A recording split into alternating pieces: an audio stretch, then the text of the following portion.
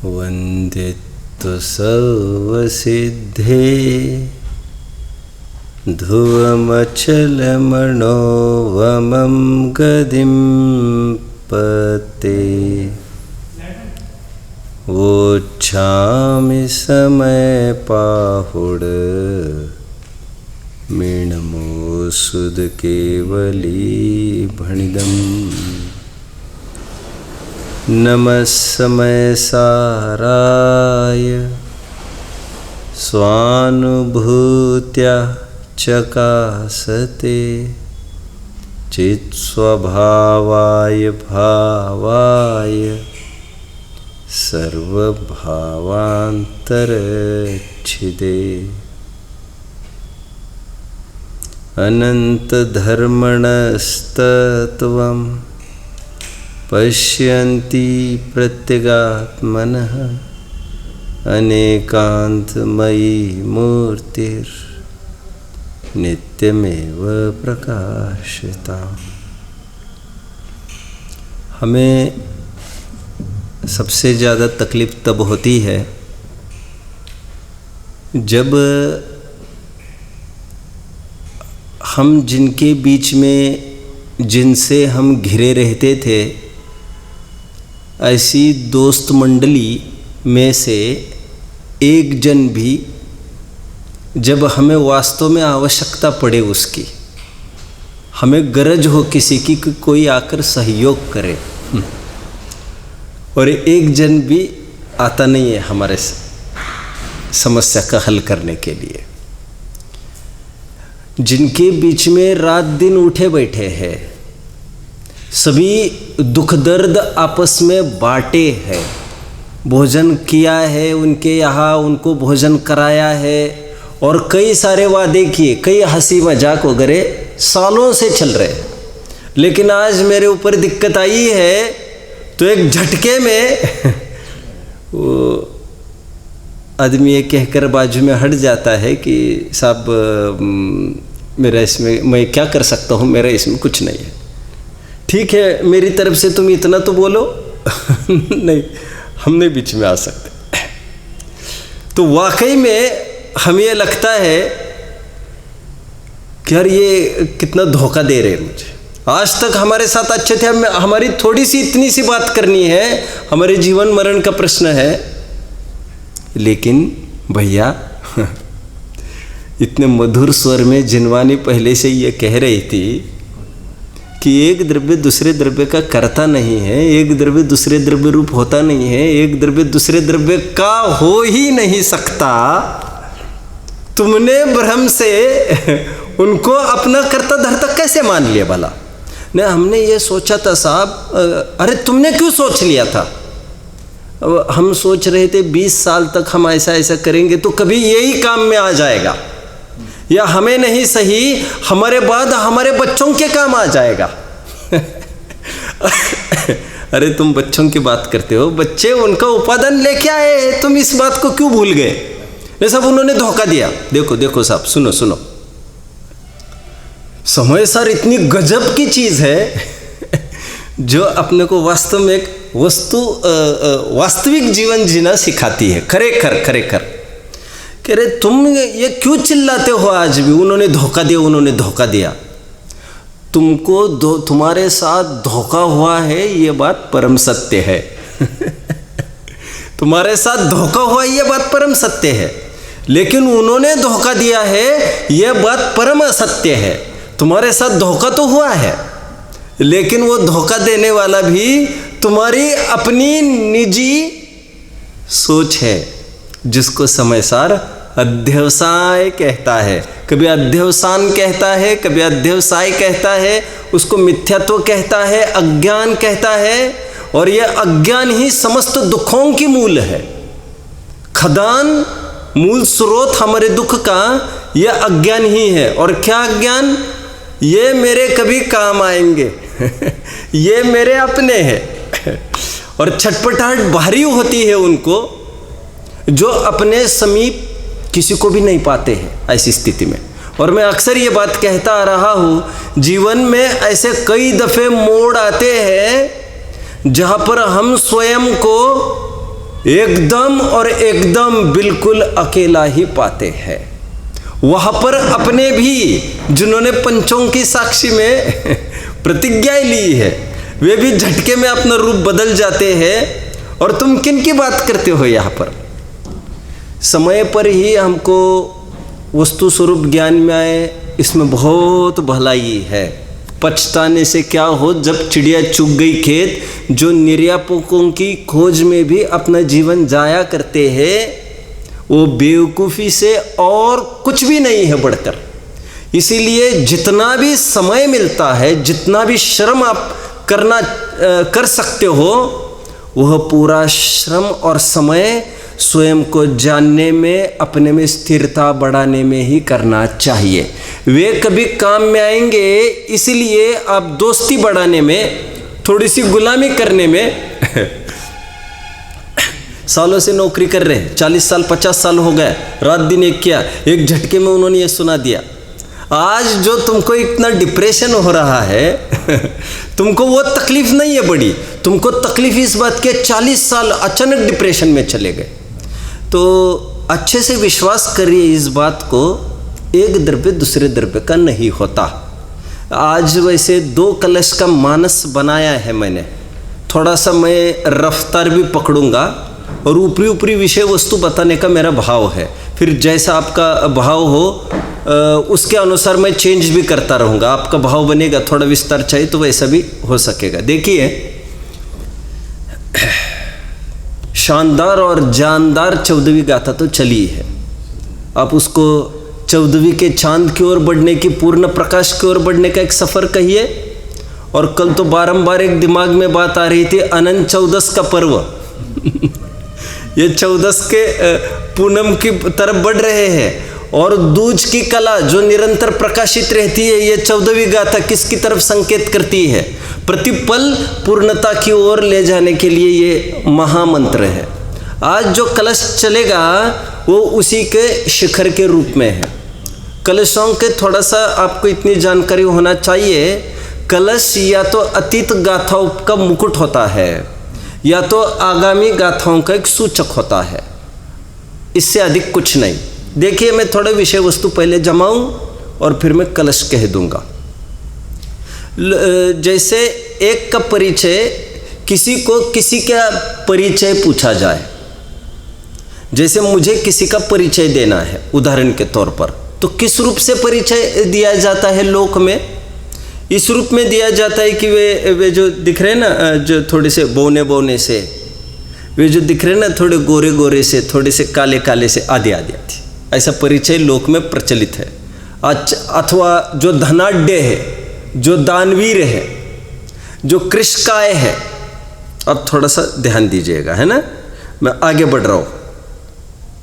जो मितभाषी है, मधुर भाषी है, हमने परिचय कहाँ से दे रहे हैं? अब थोड़ा सा विचार करना। और बहुत आगे बढ़े, बहुत बड़े विचारक है। हम जितना भी परिचय दे रहे हैं उस आदमी का लोक में, वह मन, वचन और काय की तरफ से दिया जाता है। लोक में मजबूरी भी है, क्योंकि लोक का व्यवहार तो ऐसा ही चलता है। उनका परिचय, वे बहुत दयालु है।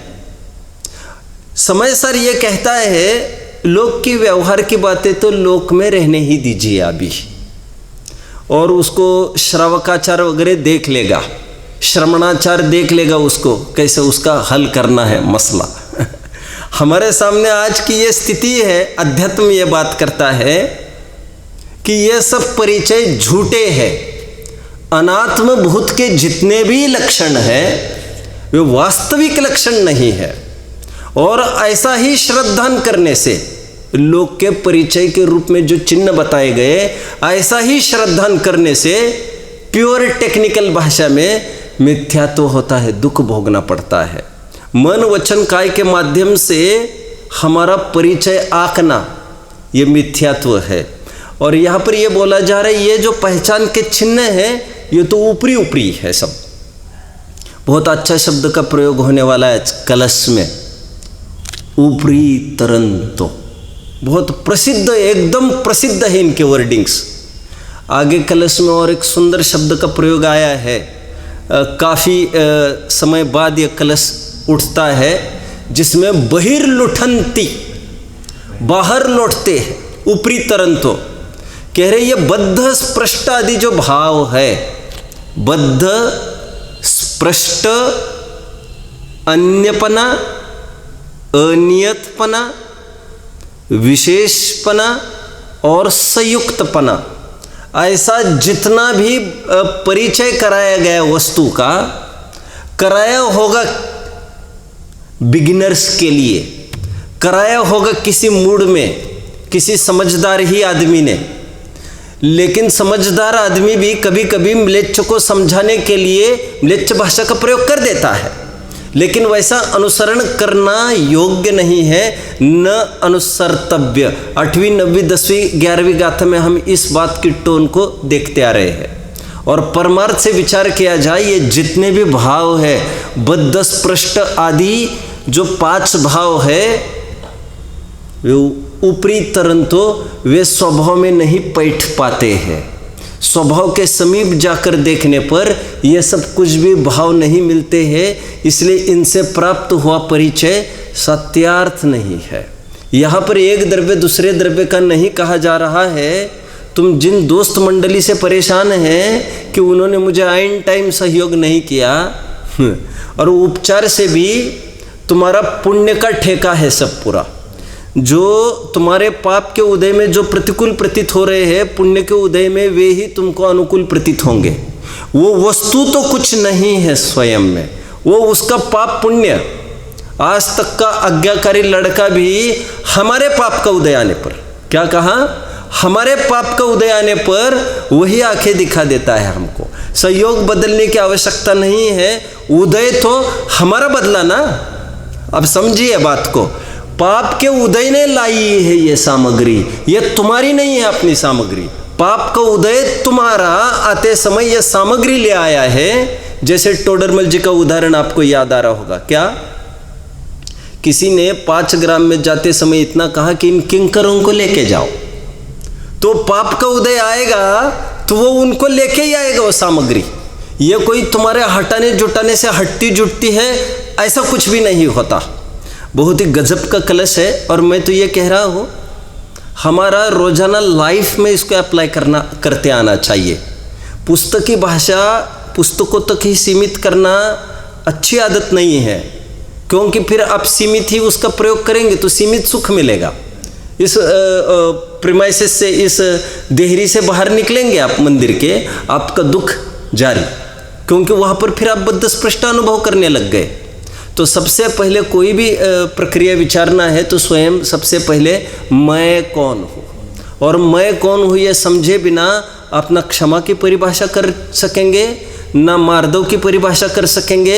और अक्सर लहजा यही रहता है, उन्होंने गालियाँ दी, छोड़िए ना, क्या क्या फ़र्क पड़ता है उससे, हमें कोई छेद थोड़ी पड़ते हैं। अरे भाई हमें छेद पड़ते हैं मतलब तुम हमें मतलब कौन मान के बात कर रहे तुम? अरे ये एकदम सामान्य भाषा में बात की जाती है, लेकिन खरेखर मैं एक आत्म तत्व हूँ, जानना देखना मेरा काम है। इन गालियों को भी, जो गे बन रहे हैं उनको भी जानना मेरा काम है। ठीक है, देखिए एक कलश 11वां जो अभी 14वीं गाथा चली थी उसके सार रूप है, इस कलश को देख लेते हैं। नहि विदधति बद्ध स्पृष्ट भावादयोमी स्फुटमुपरि तरन्तो प्येत्य यत्र प्रतिष्ठाम् अनुभवतु तमेव द्योतमानं समन्तात् जगतपगत मोही भूय सम्यक स्वभावम। देखो कलश क्या कहता है, ये अंदर प्रवेश ही नहीं कर पाते, कहते हैं प्रतिष्ठा यत्र न प्रतिष्ठाम, ऐसा एक शब्द पड़ा। प्रतिष्ठा मतलब रहना, ये अंदर में प्रवेश नहीं कर पाते। क्या क्या? बद्ध स्पृष्ट आदि भाव। बद्ध स्पृष्ट आदि भाव मतलब द्रव्य कर्म, नो कर्म, भाव कर्म, आपका गुण भेद, षड्गुण हानि वृद्धि और राग भाव कर्म में तो आ गए। यह सब कुछ प्रवेश नहीं कर पाता, इसमें सभी बातें लगानी है। बद्ध क्या लिखा, बद्ध स्पृष्ट भावादयो में, बद्ध स्पृष्ट भाव आदि, आदि मतलब जो गाथा में कह कर आए वे आत्मा में प्रवेश ही नहीं करते। तो क्या होता है, बहुत सुंदर शब्द का प्रयोग है, ऊपरी तरंतो, ऊपर ऊपर तैरते हैं। थोड़ा सा विचार करते हैं हम इस बात को, आचार्य देव की इस सूत्र को विचार करते हैं। क्या शब्द का प्रयोग है भैया, क्या, ऊपरी तरंतो, ऊपर ऊपर तैरते, ऊपर। ध्यान रखना यहां पर ऊपरी तरंतो यह शब्द क्षेत्रवाची नहीं है, यह शब्द भाववाची। Very good. क्यों? क्योंकि ऊपर ऊपर तैरते हैं में कदाचित अब नौकर्म को बोल सकेंगे, हालांकि उसमें भी बहुत घटित नहीं होगा। क्यों घटित नहीं होगा उसमें? अरे भाई, अंतिम जो परत है इस चमड़ी की, अंतिम परत, उसमें भी आत्मा प्रदेश है, उसमें भी ऊपर नीचे ऐसा तो कोई भेद ही नहीं हुआ करता। ऊपर ऊपर शरीर है और अंदर अंदर आत्मा है, ऐसा नहीं होता, ऐसा नहीं। जहाँ जहाँ हमको सेंसेशन हो रहा है, बाल का जो पोर, जो बेस है, वहाँ पर बाल हिलने पर जो हमको सेंसेशन हुआ, वहाँ पर भी आत्मा के प्रदेश है। इसका मतलब ये हुआ, ये नौकर्म, ये द्रव्य कर्म बाहर बाहर है और आत्मा अंदर है, ऐसा तो बोलो ही मत। और फिर ये तो, और तो हम अंदर की बात करना चाहते, ये तो कुछ भी नहीं। ये क्रोध आदि ऊपर ऊपर है, ऊपर ऊपर लौटते हैं बहिर्लुठंती, और आत्मा अंदर पड़ा है, ऐसा भी नहीं। गुण भेद बाहर है, आत्मा अंदर है, ऐसा भी नहीं। तो ऊपरी तरंतों का क्या अर्थ है हम देखते हैं। देखो, हम कहते हैं ना कि लोक की भी बात है, लोक की, कि ये इनकी बातों में मत आओ, ये ऊपरी ऊपरी प्रेम कर रहे हैं। लोक में क्या कहते हैं, ऊपरी ऊपरी प्रेम करना मतलब क्या, मतलब चिकनी चुपड़ी बातें कर रहे हैं, प्रेम का दिखावा कर रहे हैं, लेकिन उनका अंतस पूरा ईर्ष्या से भरा है। लोक में ये बात कही जाती है, उनकी बातों पे मत आओ। नई शादी हुई थी, वो बहू को, नई बहू को जब वो सास से परेशान थी, अच्छी पड़ोसन ने आकर क्या कहा, इनकी डांट फटकार पर मत जाओ तुम। ये सब ऊपरी बातें आपको दिख रही होगी, मन की इतनी धुली है, वो तो जान छिड़क देगी तुम्हारे ऊपर, तुम इन बातों को लेकर बैठी हो, ये तो कोई बात ही नहीं है। ऊपरी ऊपरी का क्या अर्थ है, तुम तुम्हारी जो इमेज खड़ी कर रही हो तुम्हारे सास के बारे में, ये कुछ 2-5 क्षणों के पीछे मत करो, और दूसरों के सामने डांटना पड़ता है। वो जो तुम्हें डांटी है ना आज, वो बड़ी बहू को डांटना था, लेकिन वो मानती कब है उसकी बात, वो तो तुम्हारे जरिए वो उसका निशाना साध रही है, वो तुम्हारे प्रति उनको कोई बात नहीं है, और सब ऊपरी ऊपरी है, यही पुछ करने वाले तुमको। मतलब हमारी तय करे दृष्टिकोण उनके प्रति कि ये ऐसे नहीं है। ठीक उसी प्रकार ये बद्ध स्पृष्ट आदि भाव, थोड़ी देर के लिए हम संयुक्त वाले की बात करें तो ये जो क्रोध आदि की बात दिखती है आत्मा में, आप इसका स्थायी परिचय मत बनाओ ऐसा आत्मा का, क्योंकि ये ऊपरी ऊपरी है। ऊपरी मतलब फिर से, जैसे ऊपर ऊपर तरंगे होती है, नीचे समुद्र होता है, ये तो क्षेत्रगत ऊपरी है। तेल तेल ऊपर तरंगता है और पानी नीचे रहता है, ये तो क्षेत्रगत ऊपरपना है। लेकिन यहाँ पर ऊपरी ऊपर, ये ऊपर ही ऊपर रहते हैं भाव, तो यहाँ पर भावगत दूरी है, वे उसमें प्रवेश नहीं करते, इतना ही कहना चाहते हैं। ये सब ऊपर ही ऊपर रहते हैं, त्रिकाल स्वभाव में नहीं आते। देखिए, नहीं विदधति बद्ध स्पृष्ट भावादयो में, विदधति धारण करना, प्राप्त होना, ये बद्ध स्पृष्ट आदि भाव प्राप्त नहीं होते। कहाँ पर, यत्र प्रतिष्ठा, प्रतिष्ठा को प्राप्त नहीं होते। तो स्फुटम उपरी तरंतो, ये साफ साफ रूप से देखिए, यह स्वभाव से भिन्न इनको देखा जा सकता है, और देखा जा सकता है ऐसा। देखिए, हर एक को ऐसी दृष्टियाँ हुआ करती है। एक ही लड़की में कोई बहन की भी दृष्टि स्थापित कर सकता है, और एक पत्नी की भी दृष्टि स्थापित कर सकता है। मैं हमेशा कहता हूँ, ये मेरी बहन थी, अपेक्षा समझना, ये मेरी पहले बहन थी, बाद में ये पत्नी हो गई और आज फिर से बहन हो गई। कैसे? अरे शादी होने के पहले तो हम किसी के प्रति नियत ही नहीं बिगाड़ते थे, अभी बाद में ये पत्नी हो गई और आज 7वीं प्रतिमा हमने ले ली, मान के चलिए ब्रह्मचर्य प्रतिमा, तो आज भी हम इसको बहन की तरह ही देखते हैं। मतलब एक दृष्टि की तो बात है, वो व्यक्ति तो जहाँ खड़ा है वही खड़ा है, और ये दृष्टि तो कभी भी कोई भी खड़ी कर सकता है। मतलब देखने का नजरिया तो हमारा होना चाहिए वैसा, व्यक्ति बदलने की आवश्यकता कहीं भी नहीं हुआ करती। इस शरीर के साथ रहते हुए ही आपको स्पष्ट देखना है स्वयं को, इस द्रव्य कर्म से बंधा होने के काल में ही आपको अबद्ध देखना है। और बंधन का पेटा खोलो तो बंधन क्या चीज़ है, विचार करिए जरा कि रे द्रव्य कर्म का बंधन, बंधन मतलब क्या आपत्ति है तुमको? नहीं सब राग द्वेष होते हैं, ये होते हैं। अरे साफ साफ निमित्त उपादान पाठ में हमने पढ़ा है, जब जीव राग द्वेष करता है तो इन उदय रूप द्रव्य कर्म पर आरोप आता है निमित्तपने का। और यदि द्रव्य कर्म के उदय से भाव कर्म होना माने, बोलिए कहाँ लिखा? प्रवचन सार 45वीं गाथा, ठीक है, जयसेन स्वामी। यदि द्रव्य कर्म के उदय से भाव कर्म होना मानते हैं तो फिर सभी संसारियों को निरंतर द्रव्य कर्म का उदय रहने से कभी भी कोई मुक्त नहीं हो सकेगा, निरंतर बंध बना रहेगा। तो वहां पर क्या कहा? द्रव्य कर्म के उदय से, द्रव्य कर्म का उदय रहते हुए भी, है ना, द्रव्य मोहोदयापि, द्रव्य मोह का उदय रहते हुए भी जीव भेद विज्ञान के बल से न भाव मोहे न परिणमति, मूल शब्द है।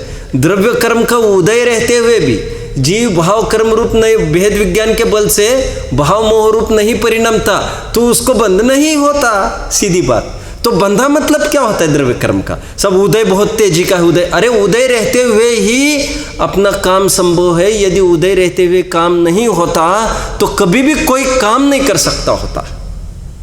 इसी के बीच में काम होगा, इसी के बीच में देखिए स्पष्ट क्या स्फुटम उपरी तरंतो पेत्य यत्र प्रतिष्ठाम, ये साफ स्पष्ट रूप से ये ऊपर ऊपर तैरते हैं। शरीरपना, ये पुरुषपना, ये पतिपना, ये ऊपर ऊपर तैरते हैं। मतलब स्वभाव इन रूप नहीं होता, मैं इन रूप नहीं होता।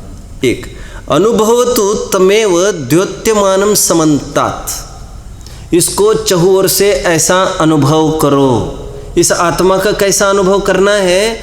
गोरा काला वाला नहीं, चमड़ी वाला नहीं, औदरिक शरीर वाला अनुभव करेंगे तो ये रोगों की खान है, आपको रोगी अनुभवना ही पड़ेगा।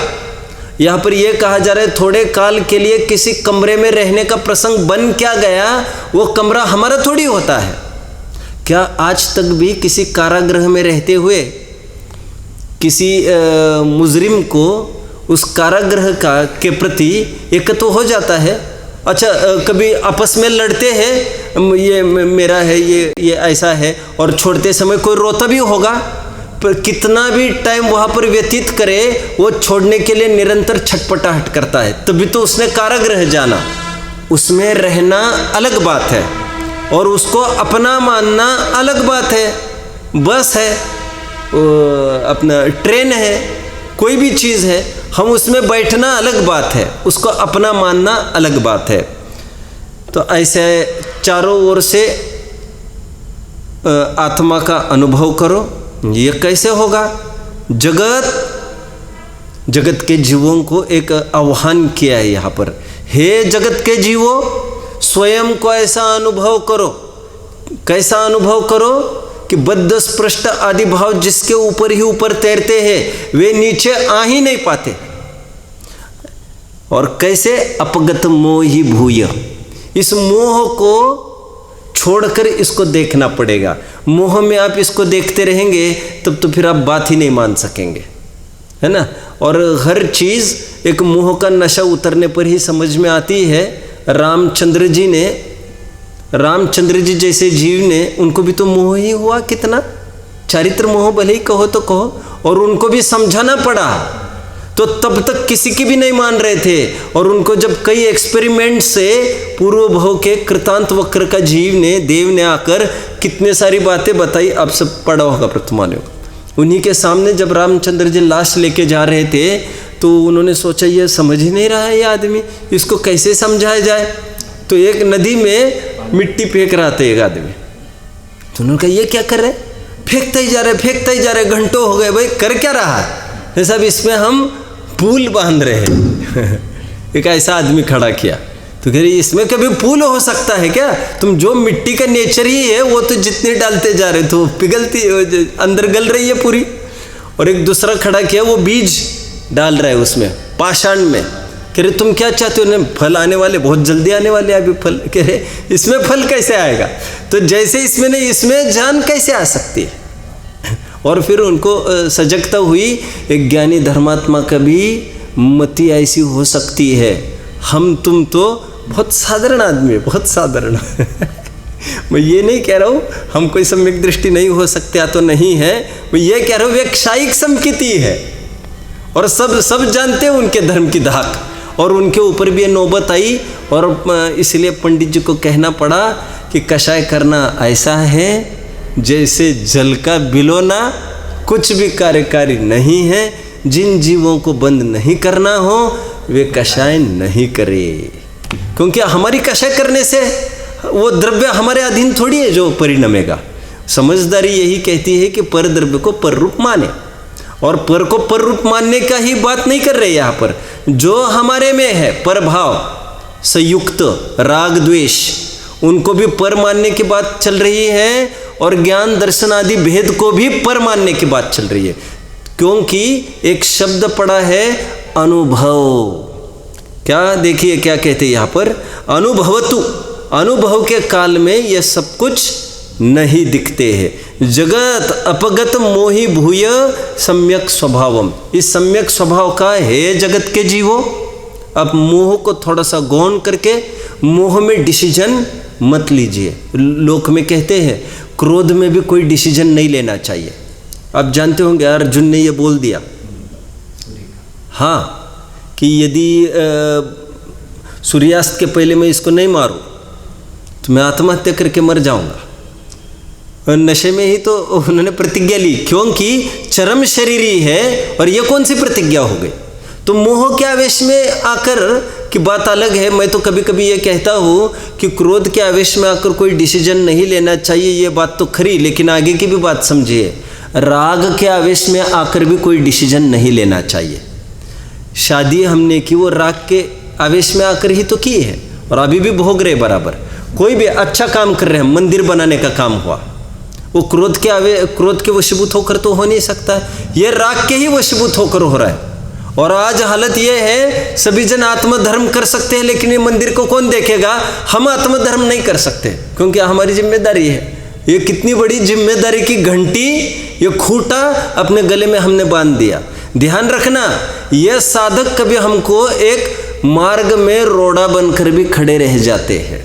हाँ, कोई भी बात हो, कोई भी स्थिति हो, तो मानकर ही चलना चाहिए। जितने भी परद्रव्य है वे कभी भी शरणभूत नहीं हो सकते।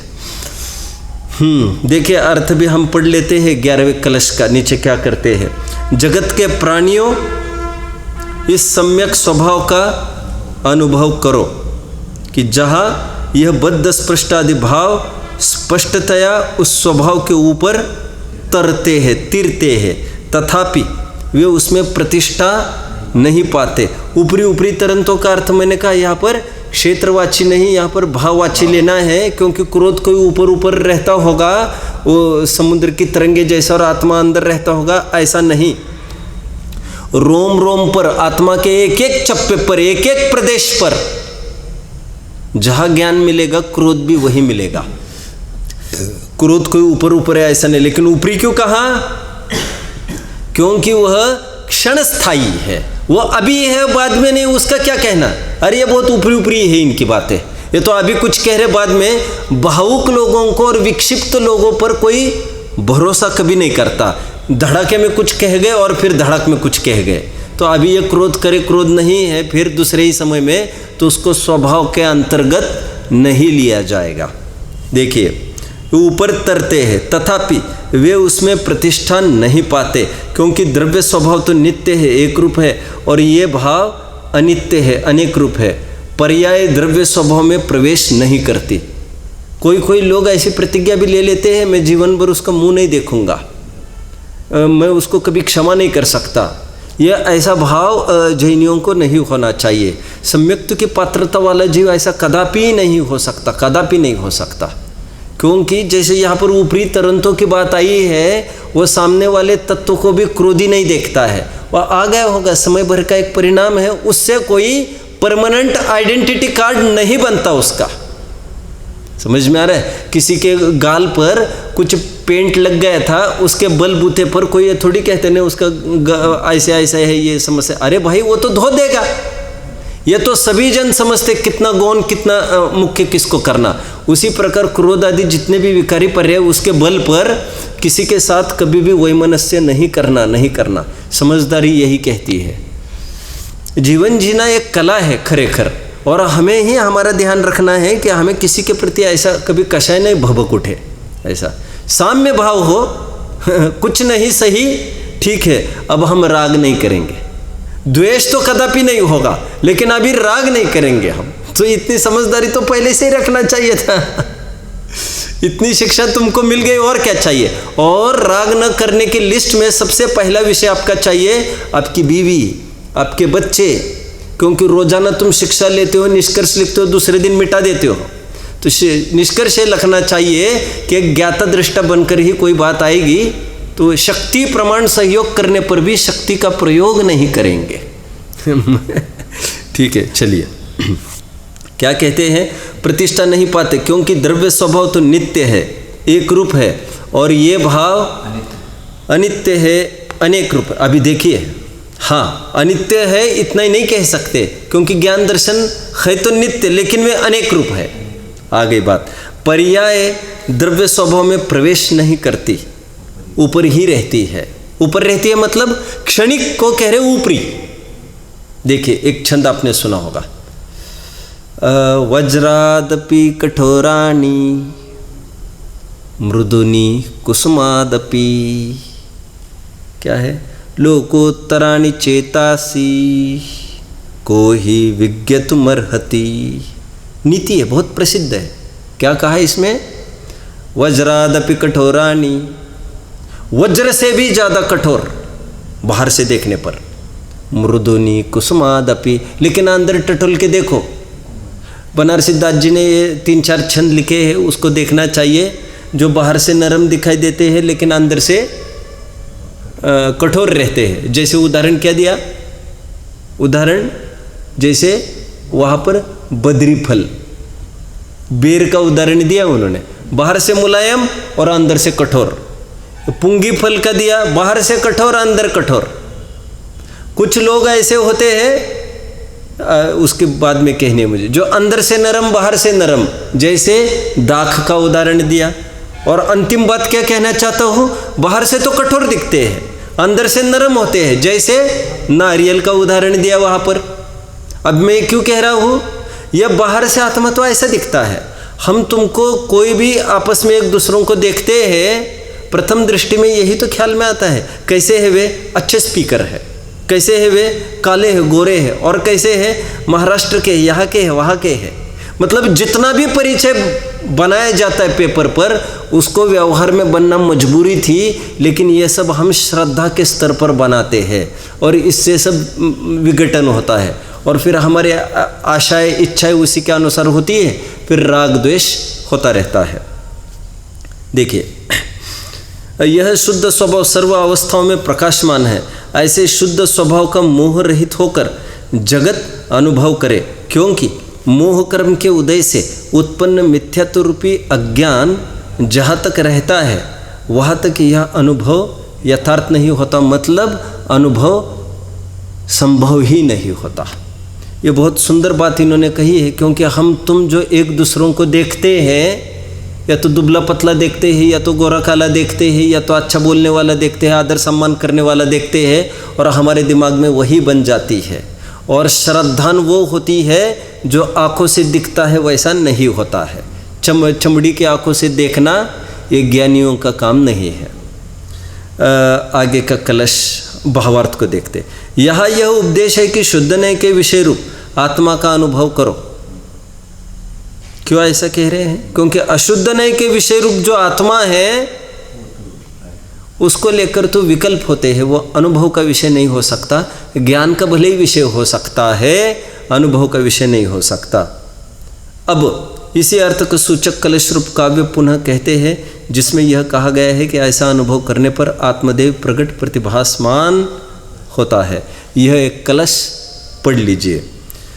भूतम भांतम भूतमेव रभसा निर्भिद्य बंधम सुधीर यद्यन्तः किल कोप्य हो कलयति व्याहत्य मोहम हठात् आत्मात्मानुभवैक गम्य महिमा व्यक्तो यमास्ते ध्रुवं नित्यं कर्म कलंक पंक विकलो देव स्वयं शाश्वत।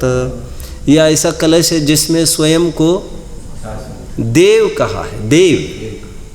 देव कहकर ही दृष्टि बाहर निकलती है वैसे, और वैसे देव का सामान्य अर्थ बोला गया है जो देवे सो देव, और लोक में वो देता है कुछ, हमारे मार्ग में भी देता है, नहीं देता ऐसी बात नहीं है। तुम सा दानी क्या कोई हो, खरेखर तो इन्होंने ही दिया, उन्होंने तो धोखे में रखा है, देने का आश्वासन भर किया है, उन्होंने दिया कुछ नहीं है। वे ही अभी लेने की कतार में खड़े हैं, वे बेचारे कब देंगे, वे अपने आंसू बहा रहे हैं उनके अपने अपने। और जिनको इज्जत की कामना है वे स्वयं लेने की मुद्रा में खड़े हैं। हमको लग रहा है वो साधु आशीर्वाद दे रहा है, लेकिन अंतरंग दृष्टि से देखो तो वो ले रहा है, इज्जत ले रहा है, क्योंकि इसके बिना उसका काम नहीं चलता, रोजी रोटी नहीं चलती। भाई साहब, जो रागी द्वेषी है बैठा, जिसको अभी वस्तु स्वरूप की खबर ही नहीं है, वो क्या देगा तुमको? उसका तो अभी आजीविका मतलब कोई not in terms of money, पेट, उसकी अभी आजीविका दूसरों की इज्जत देने पर ही पल रही है। वो तुमको कैसे सुखी होने का उपाय बताएगा? वो स्वयं इतना खुश हो रहा है, तुम उनके पास गए हो तो, और भक्तों की भीड़ लगे तो उनको कितना आनंद होता है। और धन्य है वे जीव। लिखा है चक्रवर्ती जैसा जीव भी आ जाए और उनको आंखें खोलने की होश ही नहीं रहे, क्योंकि बाहर के चक्रवर्ती को देखने के लिए अंदर के चक्रवर्तीत्व को, अंदर के चक्रवर्ती को ठोकर मारने की जोखिम पर ही यह संभव है। तो कोई हमें अच्छा कहे बुरा कहे, इससे क्या लेना देना हमारा। देखिए कलश क्या कहता है, बहुत गजब का कलश है ये भी। ये कहता है, देखो भेद विज्ञान होता है वो तीनों काल संबंधी होता है। माना भेद विज्ञान वर्तमान में होता है, लेकिन वो भेद विज्ञान वर्तमान संबंधी नहीं हुआ करता, वो भेद विज्ञान तीन काल संबंधी हुआ करता है। भाई साहब, फिर से क्यों जी, मैंने आपको कहा था फल अच्छे से देख कर लाना, आप ऐसा ही करते हो, रोज ऐसे ही लेके आते हो।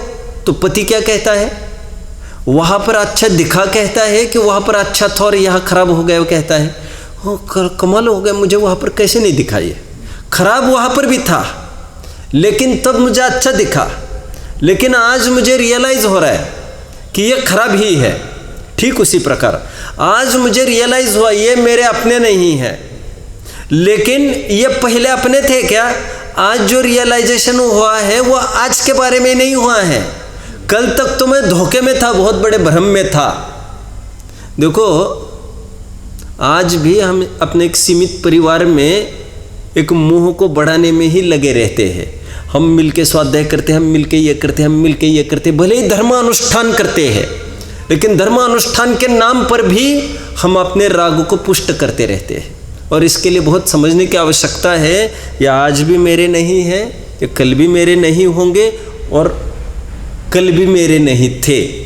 एक दूसरी, उनको मेरा कर्तृत्व उनमें कल भी जीरो था, आज भी जीरो है। सब कुछ सफल होता दिखने पर भी, असफल होता दिखने पर तो कौन कर्तृत्व लेता है, लेकिन सब कुछ सफल होता दिखने पर भी उसका किंचित मात्र भी कर्तृत्व नहीं ले, उनकी अपनी सहज की योग्यता। और मैंने आज तक समझाया वो मेरी अपनी योग्यता और मेरा अपना अंदर का विकार मेरे अंदर के विकार के बल पर उनको सन्मार्ग मिलता है, तो इसमें भी मेरा तो अपमान है।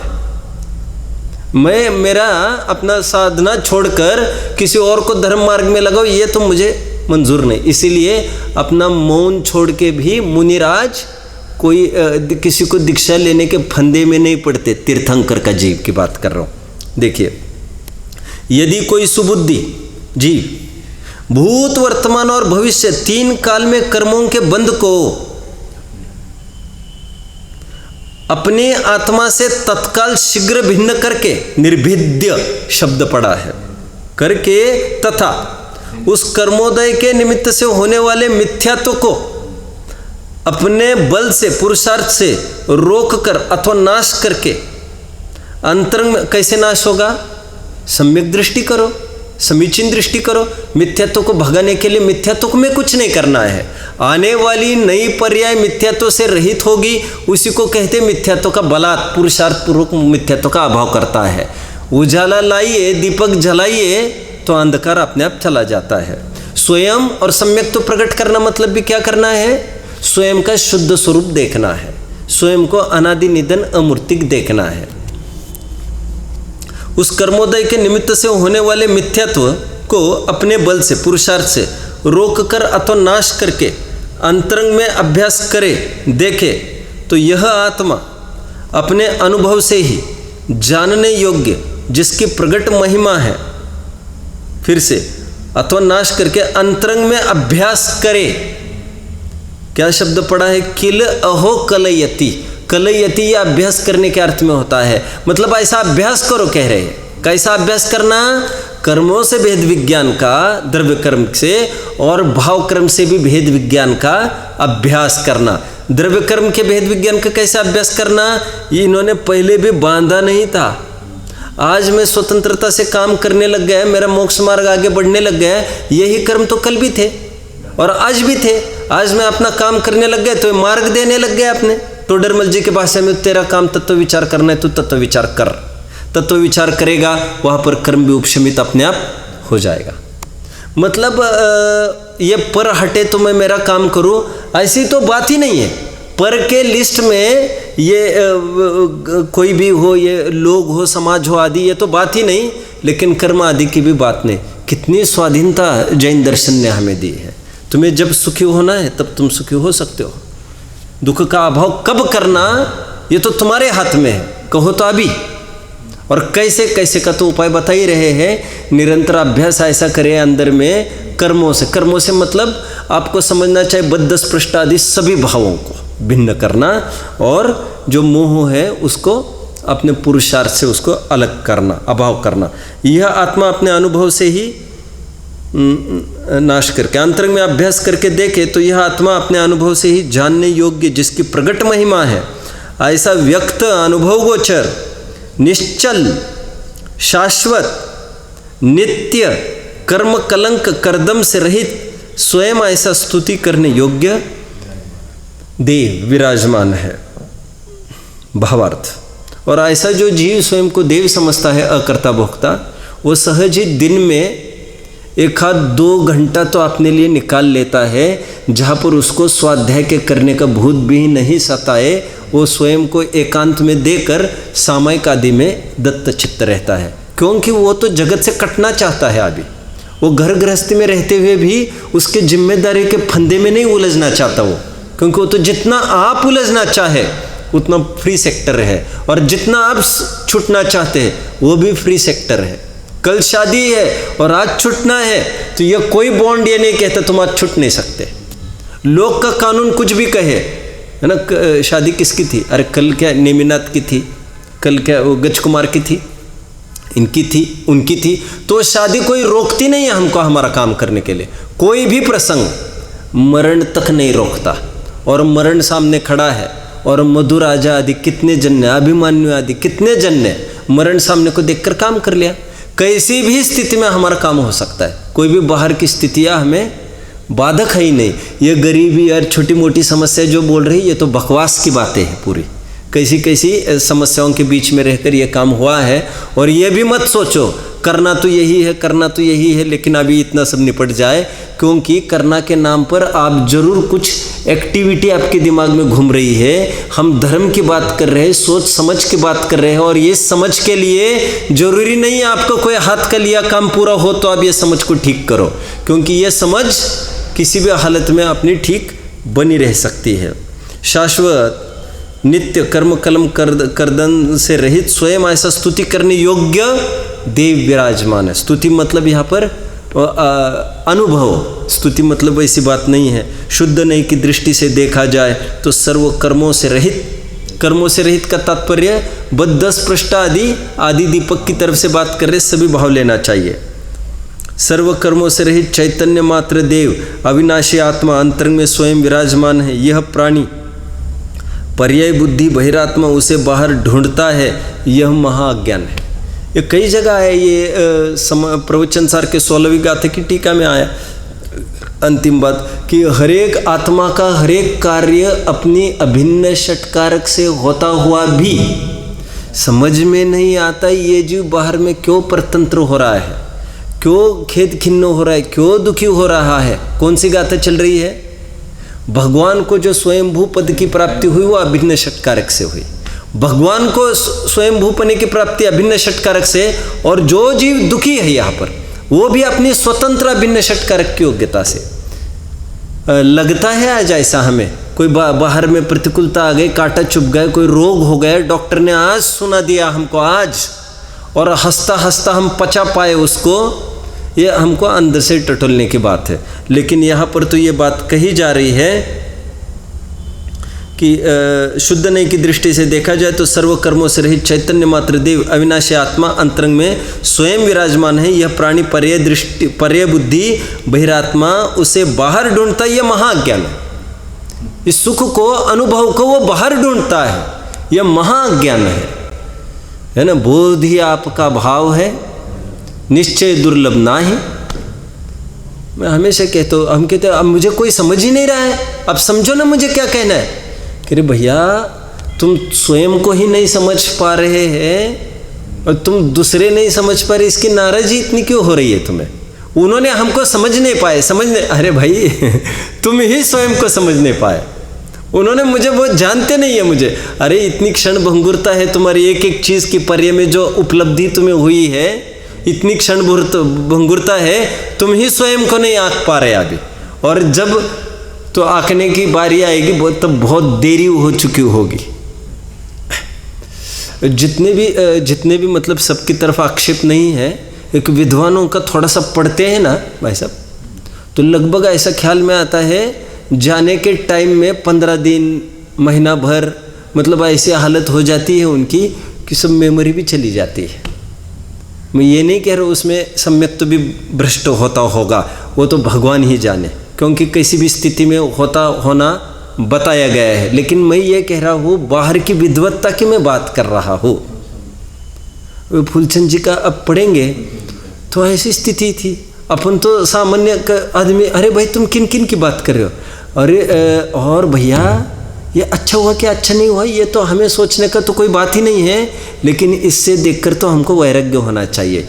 इसको इतना शरणभूत मानना ठीक नहीं है। कंटक विद्या कंटक विद्या कंटक विद्या के नाम पर हम जीवन झोंक नहीं सकते उसको क्योंकि जिसको तुम कंटक विद्या कहते हो वो महापराधीन है, महापराधीन है।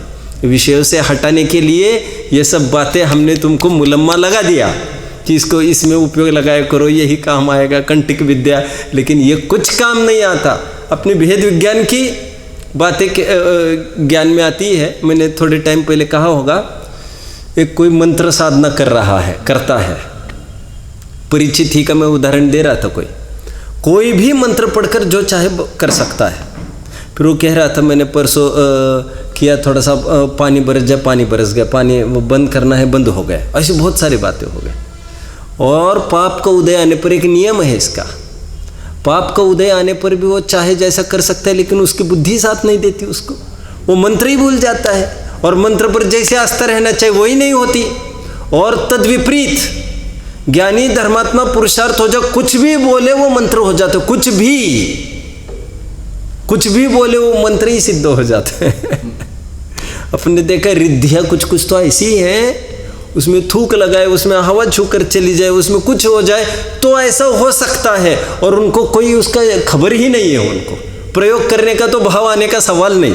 अक्षुण्ण रुद्धि का ये अर्थ बताया है कि जितना हार उन्होंने लिया उसमें पूरा चक्रवर्ती का पूरा कटक, अरे क्या बात करते तुम, इतनी अक्षोहिणी सेना पूरा भोजन कर सकते हो उसमें, वो भोजन करके भी इतना बचा रह सकता है, इतनी ताकत है उनकी। मतलब ये सब रिद्धि सिद्धियाँ है वो किसके बल पर खड़ी होती है, ये सब आत्म वैभव है। अभी अभी इसको इसीलिए तो देव बताया गया है। और ये अज्ञानी जीव ये सब सुख की तलाश बाहर करता है, बाहर ऐसा हो तो मैं सुखी। अब ये महाअज्ञान है, उसे बाहर ढूंढता है, पर्य बुद्धि है, बहिरात्मा है, मिथ्या दृष्टि है। कितने शब्द का प्रयोग जयचंद जी ने किया है। कल हम नए कलश की ओर बढ़ेंगे और नई गाथा की ओर भी बढ़ेंगे।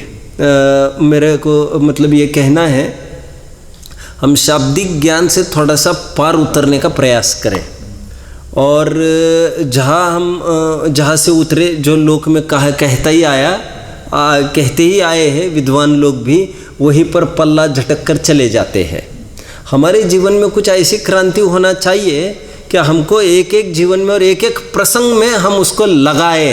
हम समय सार पढ़े नहीं, हम समय सार जीना सीखे, और सिखाया जाता ही नहीं। खरेखर ये मार्ग ऐसा है ही नहीं कि विद्या हस्तांतरित हो सके, सुखी होने की कलाएं किसी को दी नहीं जाती।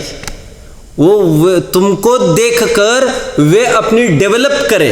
तो उपचार से ये कहने में आता है, उनसे, वे तो हमारे गुरु हैं, हमने तो उनसे विद्या ली, लेकिन ली क्या, उन्होंने अपने में काम किया है। देते लेते थोड़ी है कोई किसी से, वो तो वे देने वाले होते तो कितने सामने खाली रह गए। वो तो तुम्हारी कला थी तो तुम ले पाए। इसलिए भी कहता हूँ मैं, कौन था वो एकलव्य, सीखना था उसको तो एक पाषाण से सीख गया, और अव्वल दर्जे का अर्जुन से अव्वल हो गए। और मतलब योग्यता ही की बात होती है। हमारी योग्यता, उपादान एक बहुत मजबूत चीज़ होती है, उपादान से बढ़कर कोई चीज़ ही नहीं जगत में। ओम नमः।